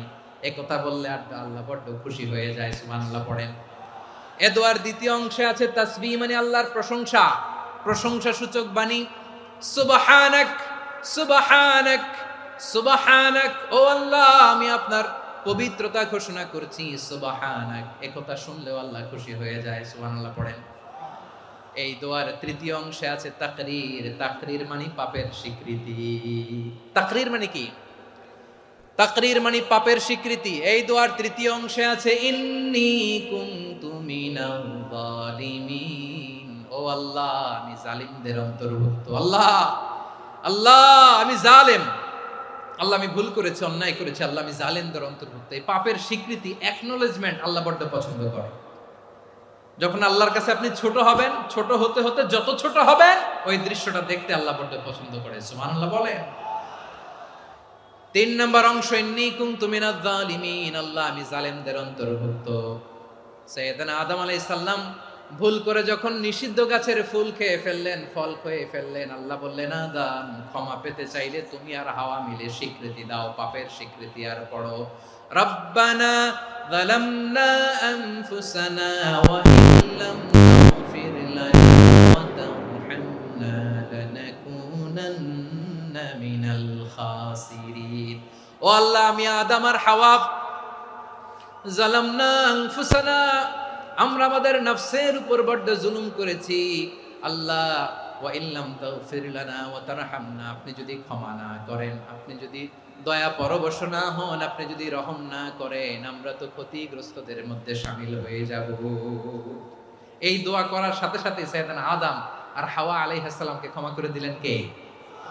তাহলে এই দোয়ার 3 নম্বর অংশ তাকরীর, এটা আল্লাহ বড্ড পছন্দ করে। আমার কলিজার টুকরা ভাইয়েরা, গুনাহ করে শিকার যেতে হবে, এটা আল্লাহ ভালোবাসেন। সাইয়েদনা আবু বকর রাদিয়াল্লাহু তাআলা আনহু বিষ্ণু ইসা ইসলামকে বললেন, ইয়া রাসূলুল্লাহ আল্লিমনি দুআআন আদউ বিহি ফি সলাতি। নবী হে, আপনি আমার এমন একটা স্পেশাল দোয়া শিখায়া দেন যে দোয়াটা আমি নামাজে পড়ব। নবী বললেন, তাহলে তুমি পড়ো, আল্লাহুম্মা ইন্নী যালামতু নাফসি যুলমান কাসীরান ওয়া লা ইয়াগফিরুয যুনুবা ইল্লা আনতা ফাগফিরলি মাগফিরাতাম মিন ইনদিকা ওয়ারহামনি ইন্নাকা আনতাল গফুরুর রহিম। সুবহানাল্লাহ। সালাম ফিরানোর আগে পড়েন, কথা কয় না, পড়েন। ও আবু বকর, নামাজে যদি দোয়া করতে মনে চায় এই দোয়াটা পড়বা, আল্লাহুম্মা ইন্নী যালামতু নাফসি, আল্লাহ জুলুম করেছি আমার নফসের উপর, যুলমান কাসীরা, অনেক জুলুম, ওয়ালা ইয়াগফিরুয যুনুবা ইল্লা আনতা, আপনি ছাড়া এই জুনুব, এই পাপ ক্ষমা করার দ্বিতীয় কোনো রব নাই। আছে? আল্লাহ ছাড়া আমাদের গুনাহ আর কে কে ক্ষমা করতে পারে বলেন তো? কে পারে? কে? এজন্য আল্লাহরে বলবেন, আল্লাহ আমি ছাড়া তোমার গোলামের অভাব নাই, ও আমার রব, আমি ছাড়া এই জমিনের বুকে তোমার গোলামের অভাব নাই, কিন্তু তুমি ছাড়া তো আমার দ্বিতীয় কোনো রব নাই। পারবেন বলতে? পারবেন? চোখের পানি ছেড়ে আল্লাহরে বলবেন, আল্লাহ তুমি আমার রব, তুমি আমার সব। কি বলবেন? আল্লাহ আমারে রব। সবাই বলুন, আল্লাহ আমারে রব, দমে দমে তনু মনে তারি অনুভব, আল্লাহ আমারে রব। আল্লাহরে বলেন, আল্লাহ তুমি আমার রব, তুমি আমার সব। আল্লাহ আমি ছাড়া এই জমিনে তোমার গোলামের অভাব নাই, তুমি ছাড়া আমার দ্বিতীয় কোনো রব নাই। এ কথা বলে চোখের পানি ছেড়ে আল্লাহরে স্বীকৃতি দেন, আল্লাহ আমি পাপী, আল্লাহ জামিনে আমার চেয়ে বড় পাপী আর কেউ নাই। অজু করে সিজদায় লুটিয়ে পড়ে চোখের পানি ছেড়ে আল্লাহরে পাপের স্বীকৃতি দেন, আল্লাহ এমন কোন জুলুম নাই, গুনাহ নাই আমি করি নাই, সগীরা কবিরা, জেনে না জেনে, ইচ্ছায় অনিচ্ছায়, শিরকি বেদাতি, সব গুনাহ করেছি। আল্লাহ আকাশের নিচে জমিনের উপরে আমার চেয়ে বড় গুনাহগার আর কেউ নাই। চোখের পানি ছেড়ে আল্লাহরে বলেন, আল্লাহ আমি ছাড়া তোমার গোলামের অভাব নাই, তুমি ছাড়া আমার দ্বিতীয় কোনো রব নাই, তুমি ছাড়া তো কেউ আমার গুনাহ ক্ষমা করার নাই, তুমি আমার রব, তুমি আমার সব। বলতে পারবেন? এই তাকরীর আমার পটুয়াখালীর ভাইয়া, এই স্বীকৃতিটা দেখতে আল্লাহ বড্ড ভালোবাসে, কারণ আমরা সবাই গুনাহগার, আমরা সবাই কি? বিশ্বনবী বলেন, কুল্লুকুম খাত্তাউন, হা বানি আদম, তোমরা সবাই পাপী। সবাই কি? সবাই পাপী। আমরা সবাই পাপী, আপন পাপের বাটখারা দিয়ে অন্যের পাপ মাপি। আমরা যে পাপী এটা ভাবতে মনে চায় না কারো, খালি অন্যের পাপ দেখি আমরা, এটা ভুল। ওর এই পাপ, ও পাপী, ও জালেম, ও জাহান্নামী, এরকম একটা টেন্ডেন্সি। আমার যে কি হালাত এটার খেয়াল নাই। খেয়াল করতে হবে যে আমি সবচেয়ে বড় পাপী, ঠিক কিনা বলেন? পাপ করি নাই এমন কেউ আছি? হ্যাঁ আছি। কেউ না জানলেও জানে কে আমার পাপের ঘটনা? পৃথিবী না জানুক আমি তো জানি, আমি কি পাপ করেছি হায়। ও আমার কলিজার টুকরা ভাইয়েরা, মাথাটাকে নিচু করে জীবনের সব গুনার ফিরিস্তিগুলো একটা একটা করে স্বীকার করে আল্লাহরে বলেন, আল্লাহ আমি পাপী, আল্লাহ আমার চেয়ে বড় পাপী এই দুনিয়াতে কেউ নাই, আকাশের নিচে জমিনের উপরে আমার চেয়ে বড় পাপী কেউ নাই। একটা একটা করে আল্লাহ স্বীকার করি আমি পাপী, সব পাপের স্বীকৃতি দিলাম।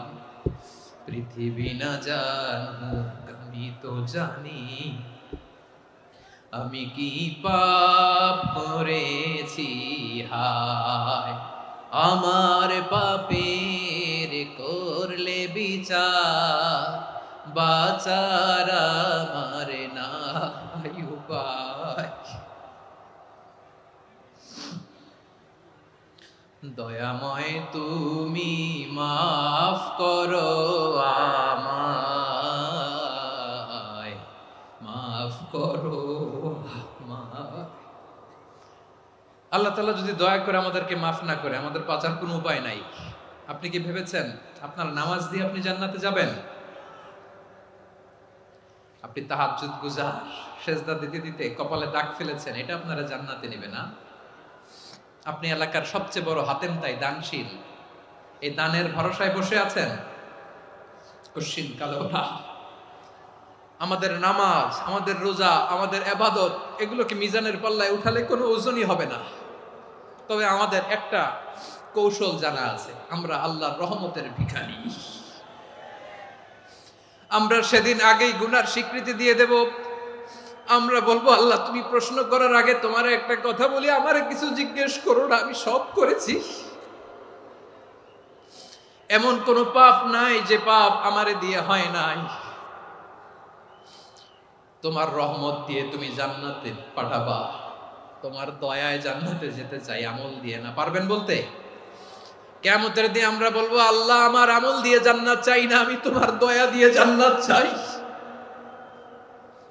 তোমার দয়া ছাড়া আমার কোনো উপায় নাই।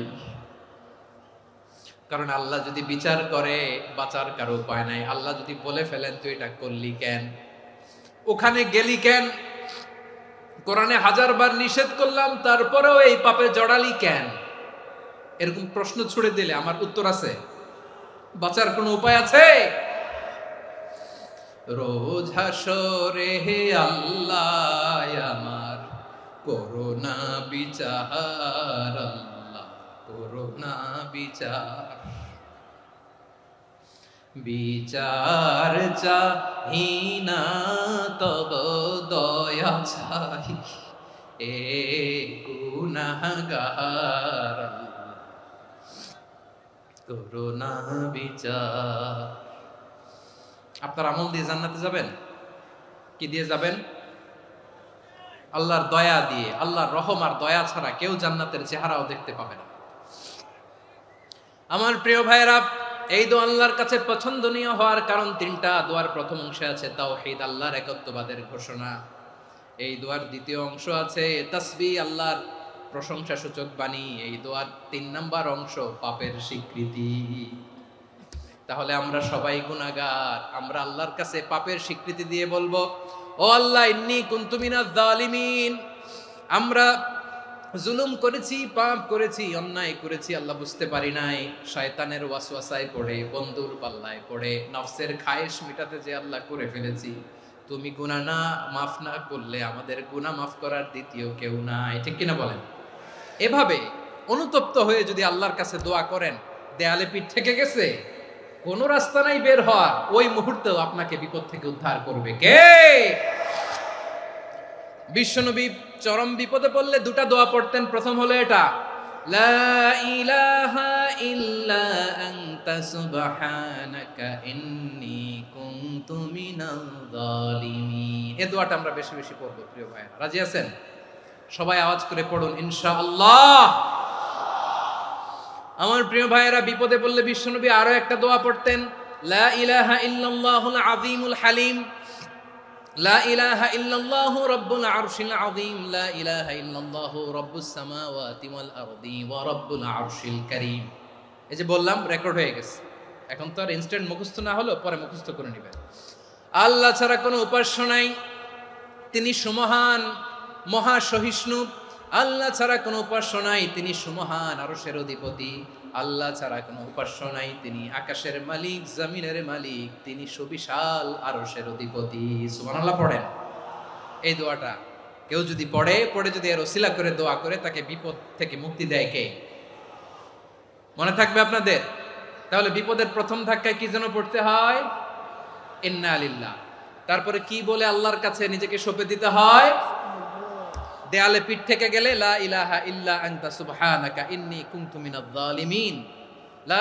2 নাম্বার হচ্ছে লা ইলাহা ইল্লাল্লাহুল আযীমুল হালিম, লা ইলাহা ইল্লাল্লাহু রাব্বুল আরশিল আযীম, লা ইলাহা ইল্লাল্লাহু রাব্বুস সামাওয়াতি ওয়াল আরদি ওয়া রাব্বুল আরশিল কারীম। মনে থাকবে? ইনশাআল্লাহ বলেন সবাই, আওয়াজ করে সবাই ইনশাআল্লাহ। অনেক সময় এমন হয়, হঠাৎ বিপদের সম্মুখীন হই আমরা, রেডি হয়ে বের হইছে অফিসে, হঠাৎ অ্যাক্সিডেন্টে পড়ে যাই, হঠাৎ পেটের ব্যথায় অজ্ঞান, এরকম হয় না? আপনাদের হয় না? বিষ্ণু ইসলাম বলেন, আকস্মিক দুর্ঘটনার বিপদ থেকে যদি কেউ বাঁচতে চায়, সকাল সন্ধ্যা যেন প্রত্যেকে এই দোয়াটা পড়ে, সকালে যদি 3 বার পড়ে সন্ধ্যা পর্যন্ত হঠাৎ হঠাৎ বিপদ থেকে সে রক্ষা পাবে। To be protected from sudden calamity, sudden disaster, sudden calamity, হঠাৎ বিপদ, হঠাৎ ভয়ঙ্কর কোন আকস্মিক বিপদ থেকে আল্লাহ বাঁচায় নেবে। সকালে পড়লে সন্ধ্যা পর্যন্ত প্রোটেক্টেড, সন্ধ্যাবেলায় যদি 3 বার পরে সকাল পর্যন্ত প্রোটেক্টেড। সুবহানাল্লাহ পড়ে। দোয়াটা কি?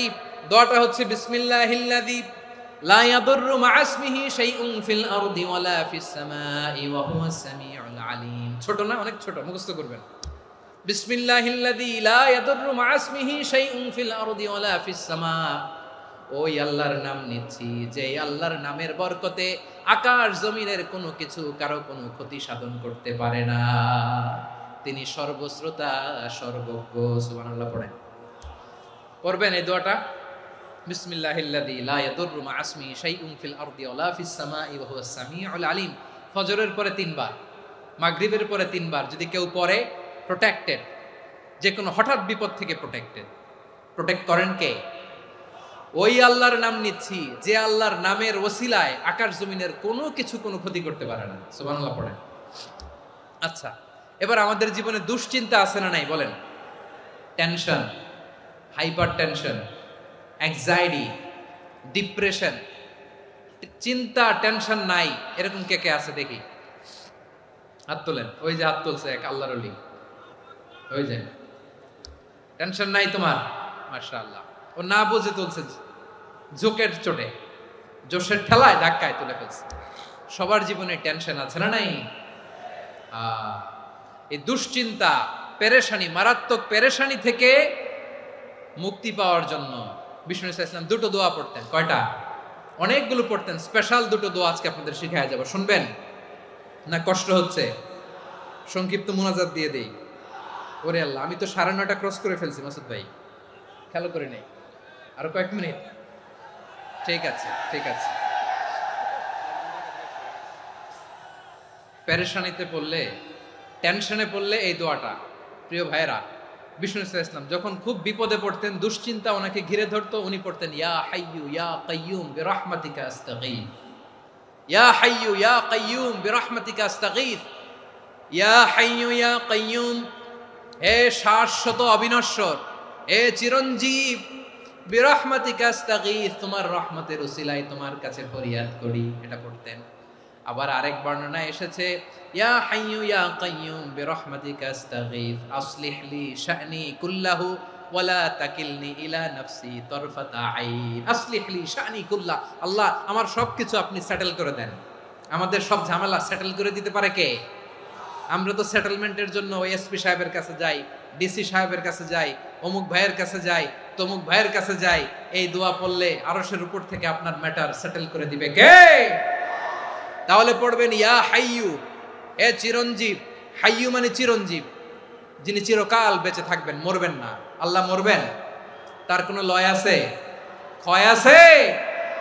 সূরা রহমানে আল্লাহ বললেন কুল্লু মান আলাইহা ফানি ওয়া ইয়াবকা ওয়াজহু রাব্বিকা যুল জালালি ওয়াল ইকরাম ফাবিআইয়ি আলাই রাব্বিকুমা তুকাযিবান। জমিনে যা আছে সব ফান, ভ্যানিশ হয়ে যাবে, নিশ্চিহ্ন হয়ে যাবে, শেষ হয়ে যাবে, সব বিলুপ্ত হয়ে যাবে, একজন ছাড়া। জোরে বলেন তিনি কে? ইয়া হাইয়ু। আমার সাথে আওয়াজ করে পড়েন ইয়া হাইয়ু ইয়া কাইয়ুম ইয়া হাইয়ু ইয়া কাইয়ুম বিরহমাতিকা আস্তাগীথ আসলিহ লি শা'নি কুল্লা ওয়ালা তাকিলনি ইলা নাফসি তারফাতা আইন। এভাবে দোয়া করলে আপনাকে বিপদ মুক্ত করবে কে? এই দোয়াটা কেন পছন্দ আল্লাহর কাছে? কারণ এখানে আল্লাহর 2টা সুন্দর নাম আছে, গুণবাচক নাম, আল হাই, আল কাইয়ুম। এই 2টো নাম আছে এখানে। আবার এই 2টা আয়াতুল কুরসির অংশ। আয়াতুল কুরসির শুরুতে এটা আছে না নাই? হ্যাঁ, আছে না নাই? 3 নাম্বার কারণ এটা ইসমে আজম। কোন দোয়াটা ইসমে আজম? যে দোয়া ওসিলায় দোয়া করলে আল্লাহ দোয়া ফেরায় না। অনেকগুলো মত আছে, সবচেয়ে ভ্যালিড মত হচ্ছে এটা, ইয়া হাইয়ু ইয়া কাইয়ুম। এর ওসিলা দিয়ে দোয়া করলে দোয়া কবুল করে কে? দুই নম্বরে বিশ্বনবী মারাত্মক বিপদে পড়লে আরেকটা দোয়া পড়তেন, আল্লাহুম্মা ইন্নী আবদুক। আগে দোয়াটা পড়ি, শুনেন। আল্লাহুম্মা ইন্নী আবদুক ওয়াবনু আবদিক ওয়াবনু আমাতিক নাসিয়াতি বিয়াদিক মাদিন ফিয়া হুকমুক আদলুন ফিয়া কাদাউক আসআলুকা বিকুল্লি ইসমিন হুয়া লাক সাম্মাইতা বিহি নাফসাক আও আনসালতাহু ফি কিতাবিক আও আল্লামতাহু আহাদাম মিন খালকিক আও ইস্তা'সারতা বিহি ফি ইলমিল গায়বি ইনদাক আন তাজআলাল কুরআনা রাবিআ কলবি ওয়া নূরা সাদরি ওয়া জালাআ হুজনি ওয়া যাহাবা হাম্মি। সুবহানাল্লাহ পড়েন। বিষ্ণুই বলতেন, আল্লাহুম্মা ইন্নী আবদুক, ও আল্লাহ আমি আপনার গোলাম, ওয়াবনু আবদিক, গোলামের ঘরের গোলাম, ওয়াবনু আমাতিক, বাদির ঘরের গোলাম। মানে আল্লাহ আমি আপনার গোলাম, আমার বাবা আব্দুল্লাহ ছিল আপনার গোলাম, আমার মা আমিনা ছিল আপনার বাদী। মানে আমরা গোলাম বংশের, সব গোলাম। নিজেরে এর চেয়ে আর ছোট করে আল্লাহর কাছে উপস্থাপন করা যায় আমার ভাইরা? কথা কি বুঝতেছেন? নিজেকে এর চাইতে ছোট, নগণ্য আর তুচ্ছ করে আল্লাহর সাথে প্রেজেন্ট করা যায়? বিশ্বনবী বললেন, ও আল্লাহ আমি আপনার গোলাম, গোলামের ঘরের গোলাম, দাসীর ঘরের গোলাম, নাসিয়াতি বিয়াদিক, আমার মাথার চুলের ছুটি আপনার হাতের মুঠোয়। আপনি ডানে টান দিলে আমি ডানে যেতে বাধ্য, আপনি বাঁয়ে টান দিলে বাঁয়ে যেতে বাধ্য। সুবহানাল্লাহ বলেন। পিছনে দুই একজন ভাই দাঁড়ালেন কেন? হ্যাঁ, বসুন। জায়গা চেঞ্জ করতেছে, সেই দুপুর থেকে বসে আছে আমি জানি। মাশাআল্লাহ, কেউ দু একজন বেরিয়েছে, গ্যাপ পূরণ করতেছে। মাশাআল্লাহ পড়েন সুবহানাল্লাহ আলহামদুলিল্লাহ লা ইলাহা ইল্লাল্লাহ মুহাম্মাদুর রাসূলুল্লাহ সাল্লাল্লাহু আলাইহি ওয়াসাল্লাম। বিশ্বনবী বললেন, আল্লাহ আমার মাথার চুলের ঝুঁটি আপনার হাতের মুঠোয়। আচ্ছা, এইভাবে কাকে ধরা হয়? যে খুব ছোট, ঠিক কিনা? নিজেকে কত ছোট করলেন বিশ্বনবী। ও আল্লাহ আমার মাথার চুলের ঝুঁটি আপনার হাতের মুঠোয়, আপনি ডানে টানলে আমি ডানে যাব, বাঁয়ে টানলে বাঁয়ে যাব। আল্লাহ আসআলুকা বিকুল্লি ইসমিন হুয়া লাক নাসিয়াতি বিয়াদিক মাদিন ফিয়া হুকমুক, আপনার নির্দেশ আমার উপর কার্যকর হবেই হবে। আদলুন ফিয়া কাদাউক, আপনার ফয়সালা, যেই ফয়সালাই আপনি আমার জন্য করেন এটাই ইনসাফ। সুবহানাল্লাহ বলেন। আমরা আল্লাহর ফয়সালায় সন্তুষ্ট হতে চাই না। কত কমপ্লেইন, আল্লাহ তুমি এটা দিলা না, ওইটা পাইলাম না, ওইটা হইল না রে, এরকম অভিযোগ, কমপ্লেইন আমাদের আছে না নাই? আর বিশ্বনবী বলতেন, আদলুন ফিয়া কাদাউক, আল্লাহ আমার জন্য তোমার যেটা ফয়সালা এটাই সবচেয়ে শ্রেষ্ঠ ইনসাফ, এর চেয়ে ইনসাফ আর হতে পারে? এভাবে কায়মান বাক্যে আল্লাহর কাছে বিশ্বনবী দোয়া করতেন। এরপরে বিশ্বনবী বললেন, আল্লাহ তোমার যত নাম আছে সব নামের ওসিলায় দোয়া করি, যে নাম তুমি আমাদেরকে জানিয়েছো, যে নাম তুমি আমাদেরকে জানাও নাই, যে নাম তুমি কোরআনে নাজিল করেছো, যে নাম নাজিল করো নাই, যে নাম শুধু নবীদেরকে জানিয়েছো। আর আল্লাহর এমন কিছু চমৎকার চমৎকার সুন্দর সুন্দর নাম আছে, এই নামগুলো রব্বুল আলামিন কাউকে জানাবে না। সুবহানাল্লাহ বলেন। আমরা তো 99 নাম জানি, 100 নাম জানি আল্লাহ, কিন্তু আল্লাহর এমনও কিছু নাম আছে যেগুলো আল্লাহ বিশ্বনবীরও জানায় নাই।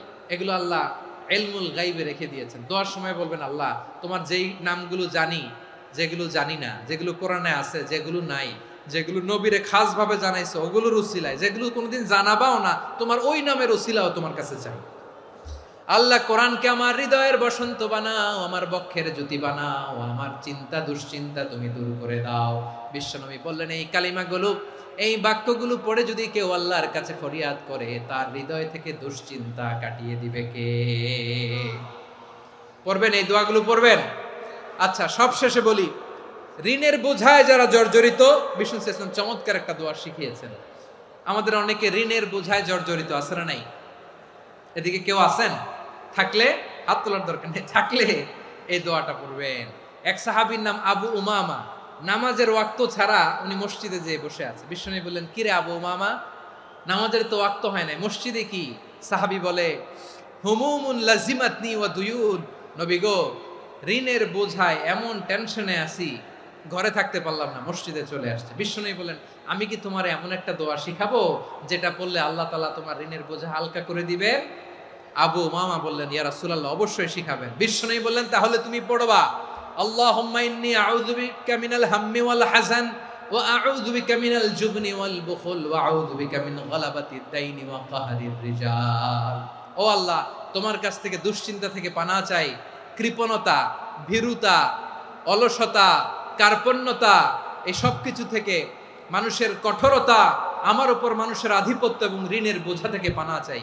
এই দোয়াটা যখন বিশ্বনবী শিখাই দিলেন, আবু মামা বারবার এই দোয়া পড়ে, আল্লাহুম্মা ইন্নী আউযু বিকা মিনাল হাম্মি ওয়াল হাযান ওয়া আউযু বিকা মিনাল আজজি ওয়াল কাসাল ওয়া আউযু বিকা মিনাল জুবনি ওয়াল বুখল ওয়া আউযু বিকা মিন গালাবাতিদ দাইনি ওয়া কাহরির রিজাল।